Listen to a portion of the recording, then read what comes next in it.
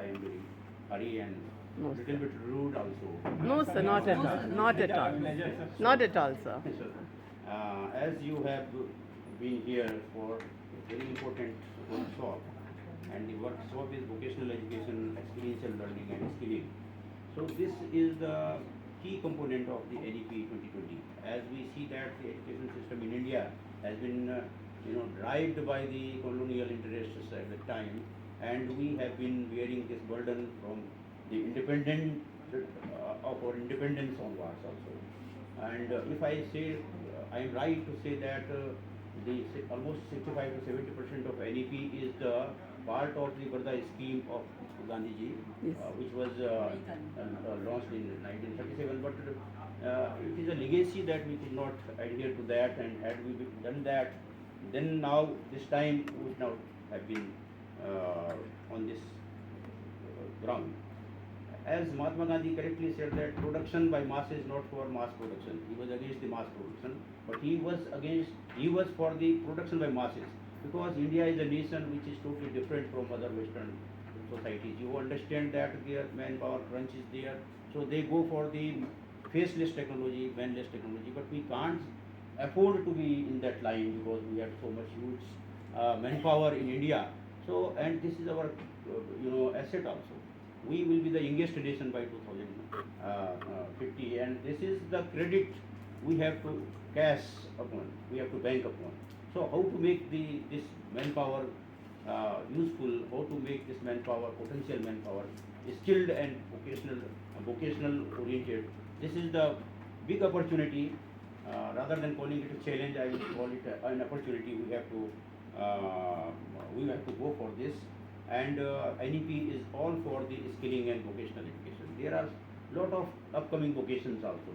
But when you talk of vocations, the first thing which goes to my mind is the biggest vocation of India is agriculture.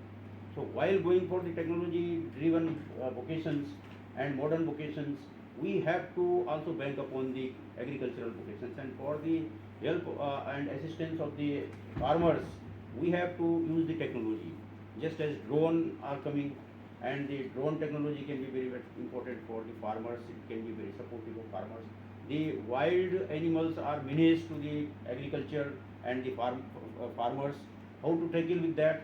There is a necessity of inventing some or making some tools, technologically sounded tools, which can frighten the animals without causing any damage to them, so that they may be warded off from the agriculture and from the colonies. Because this menace, because of this, lot of damage is being done to agriculture, and lot of farmers are compelled to relinquish their profession, and it is a very alarming situation for us. You imagine that in Europe and other countries where there is no diversity, land diversity, and they are always very much in need of the food grains.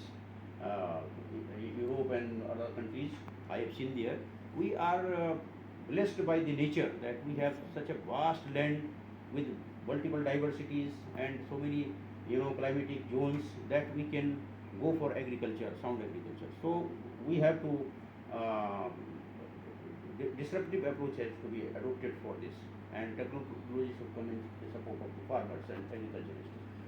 That will survive our nation, and much more engagement is there. So these professions are very important: agriculture, horticulture, floriculture, along with the modern technology-driven vocations. So I advocate for that, and I hope that your deliberations will certainly take this matter ahead for the implementation of the policy, because policies are always very good, but the execution part is not good, then we can't make any use of that. And that is particularly happening in India. We come out with good policies, best policies I can say, but when the implementation part comes, then we are very, very, I could say that reluctant or incompetent to execute the policies. But this time, I am seeing that our Honorable Prime Minister, our Honorable Education Minister, they all are very much engaged with the advocacy of the NEP, and they are trying very hard to translate this out to ground. So onus goes to on we people who are in the profession of teaching and academics, that we have to own this policy, we have to execute this policy by letter and spirit, and vocation and skilling is the strength of this policy. I wish you all the best. Thank you very much. Thank you so much, sir.